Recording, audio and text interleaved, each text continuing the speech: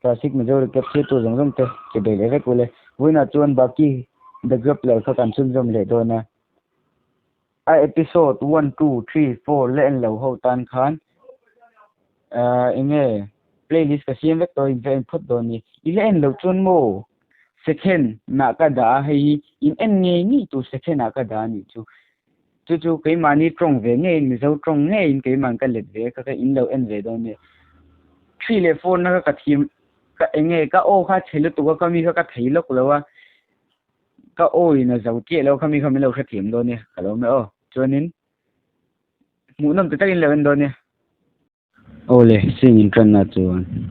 han ni ma he bakin ma chuan lo ding ami ta jing ami chuan boss in king nge kan hnak do ni kan ho do ni ron ti ro chuan hani ma chuan engma sei lo chuan motor chunga chuan vokala ti chuan an tlan chuk ma la an hu do lo ka chuan baki chu arum ho ve ya a bek lim tak nin chuan chu ha monster in a pe kha in chuan alom go do khop ma ya athil ki ve de chu angai to le ya ain ko ta vathin chu thil dik lo ni chu ka thiam ma chuan mani ai na ram kal ti po chu sa thiam ma la ma se hnung la ma chuan kuru ko wa chu aram ding baki inina mu to chen ya tia te chuan an kal dum ta baki nu chuan tv len ta ka hian yuri training lai chu alo an tira baki chuan in sol pui to amun do shata ti chuan baki nu chuan lo khatin te engtin mu ti kha ti jo zo ta kurugawa hena chuan kurugawa ti do hret kha hati ro chuan kurugawa chu kal chok mala sin chuin kha ka yuri kot vladimir hena chuan doctor pakatian yuri sa churam ma se chaklo na lai zo zo hi ne le thrin ti chu lo frila chu kurugawa chuan lo en ve renga zan lama chuan kurugawa chuan yuri chu paisa manga bakin sol pui te le tu chuan ti ya ma se yuri chuan lo du tlatlo chu chuan chu mi san lek chuan kurugawa chu haniama mutur inakala haniama hena chuan yuri sol pui tur thu chu ashila haniama chuan the greatest fighter in our city rongkal vedonem ti chu ta tu mo hati chuan yujuro hanma ti zo ching chuan a pain sul na mi rongkal veloin ti chu shila atuk zinga chuan vladimir chuan yurin sol pui tur chu arong foya chung mi pali te inkar chung chuan baki hi arong choka yuri chuan a mu ro chuan warrior baki mo chu lo ti vele ngala baki na big light tak chuan mi pakhat boxer pakhat hian no pang long san to le upa ho kan in swal to mi ati chuan ani local boxer chuan avakal ma punching bag chu ane kang lop me midang chuan makan ti em baki chu avakal ma velia ti velia tu chuan athu ka power kha manga akut chuan chu punching bag chu aslai the muka tu chuan yurin na chuan boxing is sport ni art ni vela chumi chu le khare ni do ni ti chu shila chumi ni vek chuan yuri chu boxing match chu anei dona yuri chuan changing room ma chu ni ve chu alang nei to lai chuan a coaching kala hun to ti chu ron shila yuri te chu an kala ma se kong lok lo chang ni pakhati na ron da na yuri coach vladimir chu chemnen chan tin hung no hoi chu ami te jingami pakhati le doctor po chung lo tin to chuan malamatang chuan hani ama hi rong kal pheita a boxing match na tur a ring lam tonga chuan ni na I anaw poka lo om ve ya king he tam tak iphone ka u hi chak zo ka an he theyam ti chu ai mai to ve la tak chuan hani ama chuan atar mi chu pheita yuri chuan a kan ngala hani ama chuan angai bokhan de le tuma ma se yuri chu len veng mana halo bum man tlata ani ama chuan ati khale tura ati khale kol ve chu vladimir chuan plan cha turin ti ve view ma se kan che du sat lewa chei chuan aku chu man phata chumi ko taman chu paul ke saka yuri chu anik thok le man poka thau tur om to do lo mu ti da cha chuan yuri chu ram thau khale akot chuan thau lo tun ti view ma se ram thau khale thanks to the khale ani yama chuan se se khapya chuanin ni supporter ho hian yuri aron thlen lo thu le aru ma chu sam to a cheri chuan a ma do loka khoi tai mani a hian an lo se sa ti chu anan punga bakin chu mi mua cho mình về là chuan kamu don ti ba chuan a chuk ngai la kuru gowa chuan a zui ve le ngai la ana yama te office a chang ni hin tu bon bon na ami te jing ami pakat chuan ve na tum chu kong khar chuan an tlo hong popa boss a chak lu tok kan dam thei lo ti chuan an sila chu chuan ba ki chu intin na ran chuk thutin ana yama do kan chu a pe chuk ta a ti chuan in so tu chuan chau ta thar tara chumi a do kan pe chu chu kuru gowa atlak to hle ka tlai to lu tok ati hin ye hian episode 5 chu to pani episode 6 in tran na chuan baki hi hana yama ma hin adinga hana yama chu aron dinga atar mi chu phel chuan baki chuan ve ma sa te la poi te lo tro ti pa chuan adara tak chuna khika thring thring nok me amni te ho chuan magan ti em em chumi lai tak chuan police ho po chuan an khen ve ya anon kal chawa hana yama mi jing mi pakat chuan kamni pakhatin do kana kenga ate sola thau pa ni kha ti chuan police chuan khami a tra ka sei tur nei tho tong ni ti chumi te pa hi anin biak lai tak chuan baki chu hane ma ni na chuan in sol pa ngai tak tak ingam huna karim hudon ni ti pa chu na chuk e ya ani yama chu an en chuan amit te chu alo sen rek to baki po na chuk chu kuro gawa kan lo ma ka kuro gawa ne chuan an chuk ma la kuro gawa ne chuan ingum ni chu sei do na ti chuan chin chu hane yama la ma chuan kala a thim tum em em po na ram chuk chu ami te chuan dang tum ve ge ma se motor pakhathi ama kut nge chuan ati cheve ka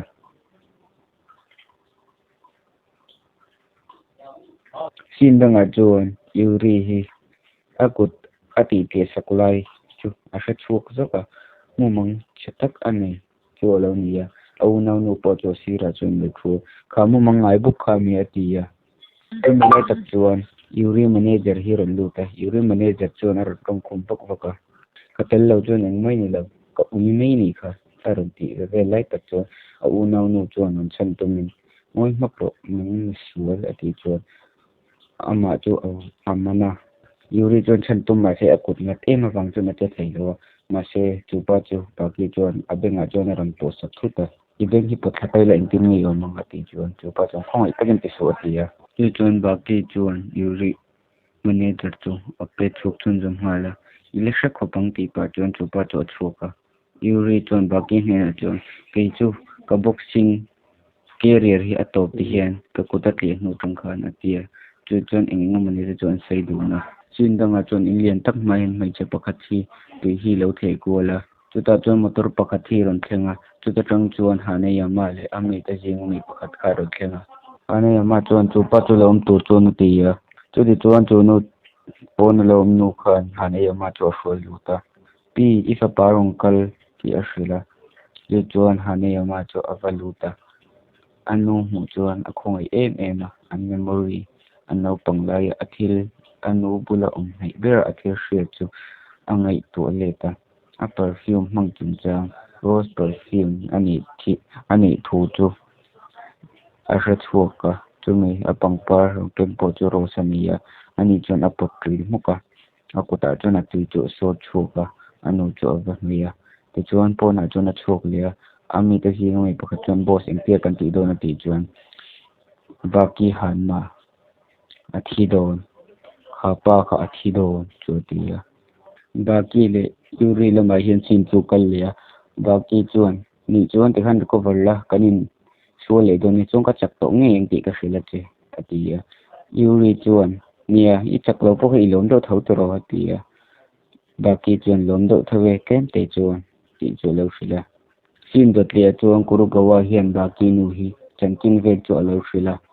in muni sei zo no chuan phone chun data atuk hinga chuan baki in hi kan hu theya baki chu kong kha hi ron honga che chuan school lam pangton chuan akal mala ani pon a red be kar chu engma shala on hian ang thrin ma se a thren te ni he thrin ma se non ti taka on thrin ma se thil hlom ber atong thut thei thu po chun sherana ti di chuan training po chu khui phala chuan ama training pa ngai ama siam chot nge chu a training thina ma se ni khat chu bara kalla hian hana yama ni om tak mai hian atar ma chu phela baki hoi phei chi chu a nek thlok or me che chuan a nek char chara kuru ko wa chuan makaron ti eng ma aron hu chuan hane yama mi te jing pakhat khan athat tang ning somba ka dei to don lo ati ya kuru ko wa chuan det ma chani lo hi ti hil chuan a ho lu tok eng mani lo thi don thau thau ti chu lo hila baki chu a net thlok ora ti chuan engmani box na vom le ngaila chuanin a the chuk ta kuru ko wa chuan makati eng ma se baki chu aron chuk le in ting tu aron in kai chau le ka first air kha khop mai ti chuan a kor chu thela hani ma chu eng tin mun chuan a ti leng lu pa ti chuan hani ma po atlu dera midang chuan makan ti e ma hani ma po a kor pa ngai a su mo dress a chuan erong kal lam le ta hemi hi episode 6 po chu to pani anh til pakhat ka sil ve meng chu hetlai e baki a hian kan sun gom na rei to hiwa a mami video len chung lo kho chon am je nei don lo itang khan eng ma khan lok don lo wa ei du chen skip thai thoni ni thang du lo chu enge apoi mo chin vel thil poi mo enge kal chau da ni hre chung lo kho chon am je nei don chu wang episode 1 2 3 le 4 kha e poi ti lo chung khong ei ni lo enga ai batana po hana ron langa training atopa enge karon da don tho recommendation a training playlist po ka sim vek to ka channel a khan lut la em thei veka khami kha trai thingi chu ba ga ron khen to rum ru ni jon kaloma training episode 6 na content mai khong takin hetai le khen to jon lo like la lo subscribe ram do ni kalome o kan le tong re episode 7 nen kan tira chu hana yama in kora phel hakan mu theya chu ta chon ahunga chon pe tu mak tak mai he lo ma midang po chon makan ti ma hane yama mi te hinga mi pakhat a khoi kol hi pa khan aron sul kana somi ate tu so chu asiam thin pa ngai pa bok khan sema ma se a ser pe ni dan su ka shem che chu ti ya tiam zo vel nuwa chuan hane yama chuan hei hi ala zau lo ti cho se asiam to pa chu thin rem ma ei siom zia ala zau lo a hemi hi ke ma siam ani ya ipu le ipa po ka sim sak to a chu wangin hemi hi chu a chau lo thei lo ti chu aron se le hane yama chu a chuk maka ami te ho chuan an zuya ma se an hu deuh loka chuan kazaki boss om lo chu ron ti ya kazaki chuan office ma te chuan a kola om lo ti chu an lo hril le ngal bok si ya tu chuan tuna baki le hane yama chu lai te sin chu kal le baki chu na bai chara ma se hane yama chuan stems mak tak mai ding pa ngai tok chun a ding tlata engma po chu tilem lo baki chu na bai char zoka ru gawa pan kazaki ne na chuan so te tu so ni chuan ngem ji a ser ai ma chuan ti ya kazaki chuan mi pakhat lo nei lo ding ani so ati ya a hrin le hnala mi pakhat a hnunga dar keng hi sipai khen khatien an sat vak vaka tu atlu reng reng lo te po chelawa makan ti ma hi pa thaturin enchil tak nge nga yang an ti chuan an boson athi dei to lo chu ka du lo ni kha ti chuan se che di chuan an kalta atluk du lo chan chu an hnung dar aputa khan na pong pakhat chu lo oma tu hane yama tha te jinga mi ya ni pakhat lo nei lo wang mai chuan hane yama chung te hi an don din chau zela tu mi wang chuan hane yama ti chuan hret nan ama lem so atu an nei thin ti chu hila i chuan a sen nei dan chu azo thun ram le ngala a hril le ngala hane yama a chuan hu tang khan office a chuan an nga ka an mu thu chuan hrila an mu na zo chuan chebi geng area ani ti chu hrila tu tai chu apa an tha na mun ani ti chu hre an hre box si ya kami wang khan motor pathum nen chuan an tlan chuk ngala tu tlai mun an bathenga kazaki chuan tu tlai kong khar chu tlo hong ro chuan mi chu an lo thi vek to a ma se room chunga wat khen tak tak chuan an boss chu hane ma chuan lo that chi a hane ma chuan kazaki hne na chuan hemi hi incomplete chi ati chuan ma se an kat ngol to long ti chu lo hila hane ma chuan mi pakhat lo nei lo circle lo om te chu amoi na lo ti chuan tu te tu artist ne na chuan chu mi chu hila tu te tu artist chuan ti nei na hreling chi bai chu buk to pa ti chuan tu hna hian sin chu kal le a baki chuan hane ma ape chi chu ani ma chuan ram tak mai hena ku tu lo ban saka che chuan a ku tu chu mak tak mai hian mar tlek lawin a ku dun che chu a pu pha guru gawa chuan lo khungai em a chuan sin chuan thaka helicopter pakhat hi longa tang hin thok chuka chuta chuan mi pakhat mak tak mai hi lo nia sin chuan thak le a baki chuan a kut chu tum tha bai chu chun jam le ngala baki lewin venga lo bum chu ani ma chuan a kut na lai ati po sak to na khan aman thalia ti chuan a hnar ka vaka ma se baki chuan mak tak mai in tal chukin ani ma chu kut pakhat chuan ati tuwa midang po chuan makan ti em a ani ma chu thin lum chu yutuka akut pakhat chu avon chak leya avun mer chi ta tum le lai tak chuan baki chu tlan kuala ani ma chu ti mai kazaki chuan makati em a chu chuan kuru gawa thloka chuan thil hi aron ri soka a thlok son che dan tur helo a body in a thiam sa che to pani so sateng ani chuan baki so chak don ti chu a hre a ani ma chu bai char chera baki in thika tum le che chuan hani ma chu kut pakhat hin lo danga baki chuan na ti em a hani ma chu aron dinga a position chu alele ta ta hun pakhata anin tin chu a kothi a hum ruwa baki chu a hnek pop me loin bum man loin banga chuan a pet popa a puma chuan a hnek lia chu chuan baki chu unconscious a hani ma chu malam panga chuan a kala baki chu ram thau thale mu chuan a vakal thea kutle kut chu anin hnek ta popa baki chuan ikut kha steel hena mukati ma se kha ikut jung pe the kha chuan ka shakim mai eng hen ni ti chu soya hani ma chuan a kut ru na chu asiam kha a hnek lia ti chuan a kut te chu tlik rela ma se baki chuan a hnek thel ta tlat mai hani ma chuan engtenu ni ti kualin a hnek ta popa ma se baki chuan a kut na lampang jok chuan a lo danga chuan in hani ma chuan a maya tak chuan a hnek lia wala chuan ava bet ta choi me baki tho phei ro chuan hani ma po chu a thang hnan to ka kazaki chuan an chakani kha tro alo ti chuan baki ron thau thalia kuru gawa chuan kazaki hena chung an chak zo kan ji turon tia baki chu hani ma chuan adinga kazaki chuan atoke friendly match nam takani atia kut chun lo beng gaddara kuru gawa chuan baki nu phone tum chuan ala thei re de lewa van lampang en chuan aron thlenga hunta chutia helicopter ngai bok kha kan hmule theya chuta chuan pilot bulletproof ko pilot ni meng chu pa chuan zero len tun ro kan thlenta chutia episode 7 chu to pani kalome episode 8 nen tan tira chuan mi pakhat vurama ompa hi kan hu theya chu pa chuan ram satam tak ka that to ma se kharam sa em khato ka las lau thain to na po hian so lai savom se mang e ma thani lo silai po mang po mang lo mi pakhatina kutni e thani ka pa ka shret choi chon silai king poi ka sak ti ya ke chon angai to leta mi pakhat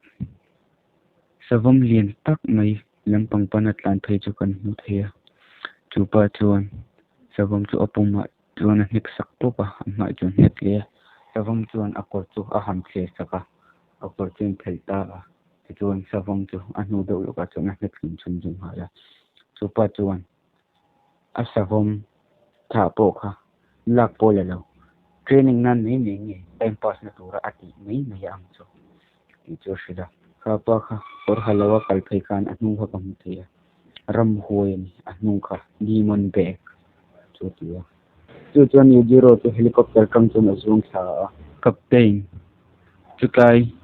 helicopter chung lo chung we chun zero ti su ti po asoi zo ma chuan zero to alo chung kha fel dei to a chuan hui nen chuan baki ten suan chunga chuan avalu le hala ni bang zong ni am zong ton makan ti em a hani ma le baki pon makan ti em a ti chuan sin hin thaka baki nu chu kan mu theya zero ne in tong da na ngai to le ta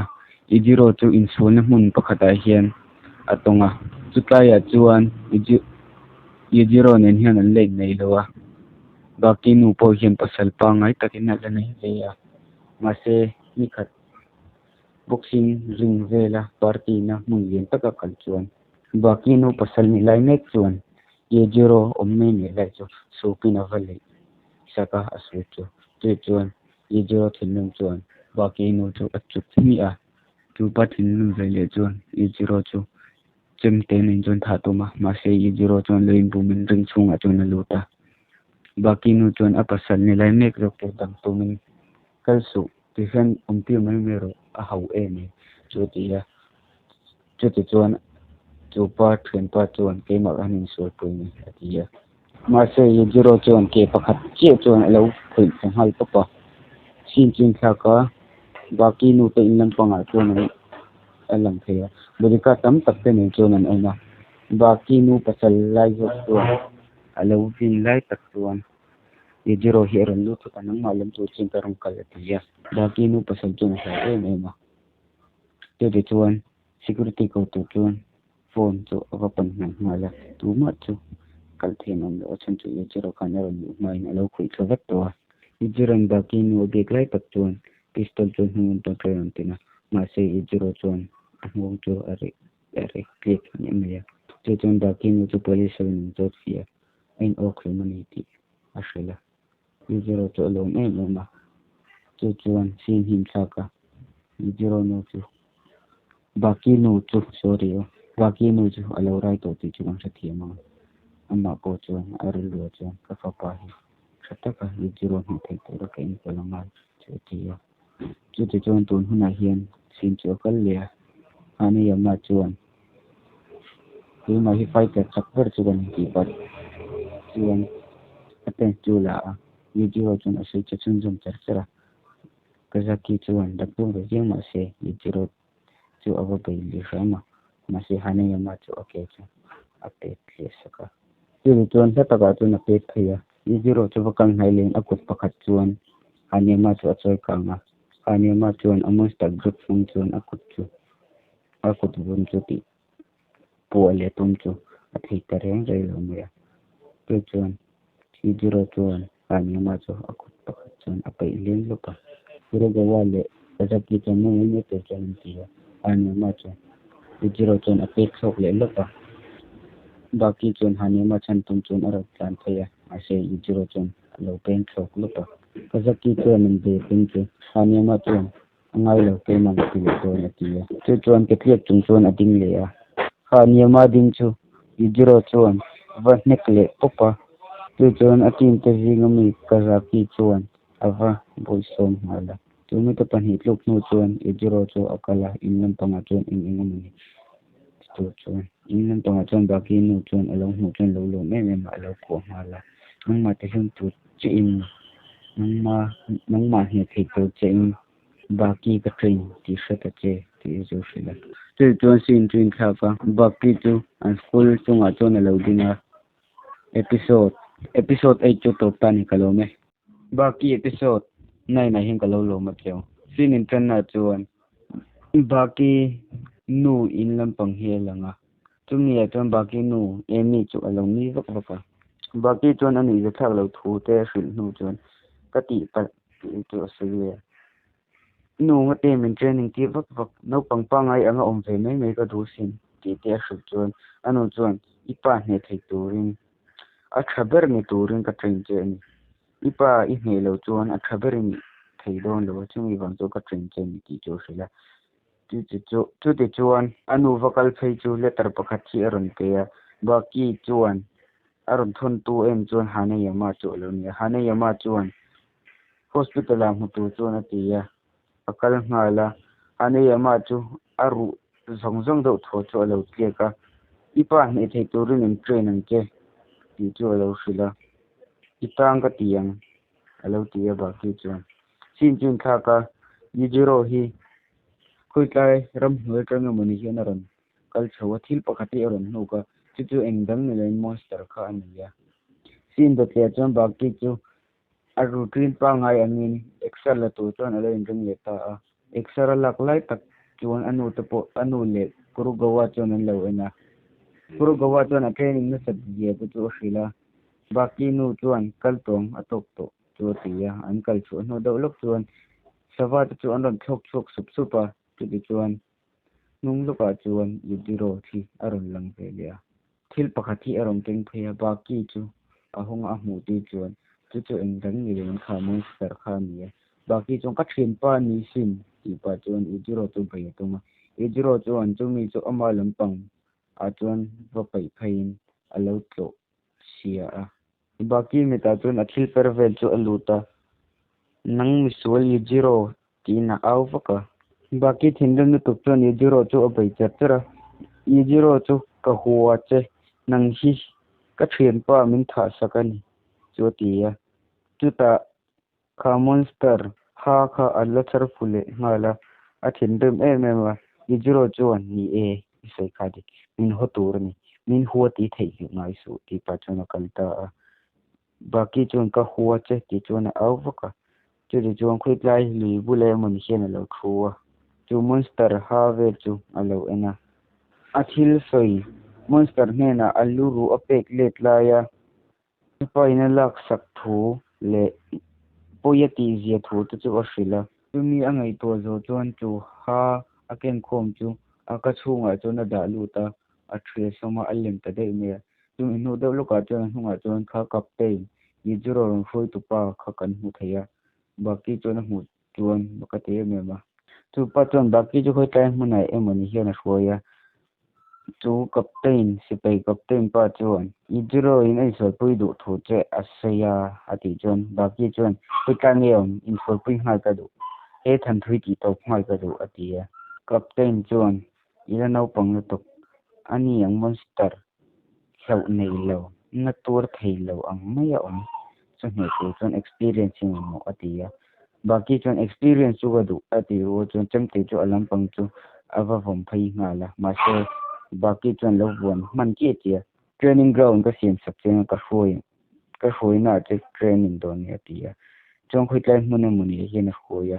sipai hlim min lo tam ma tu du chon tu tlai muna bok chon hoi le te ka tlai training nei du ti te chu enga mun chu zot ko la sim de tle chon army general pakhat le sipai pakhat hi kan mu thaya chu pa chon kan sipai te chu in do thei pon om to lo ni zero in a sei sa shap to ang in om to lo ti chu shila khang sipai ka mu tir tak che kha nang mai ni thai setting son mi tam tak anin hliama ni zero achak ri chi hrathin em ti chu zota baki chu ngoi renga chuan sin hin thla ka ram hnoi ya hian helicopter pakhat hi thloka chumi chunga chuan baki chu a chuanga ram hnoi lampang hi na ti hian episode 9 chu kan sawe khungai takin lo like lo subscribe doni kalome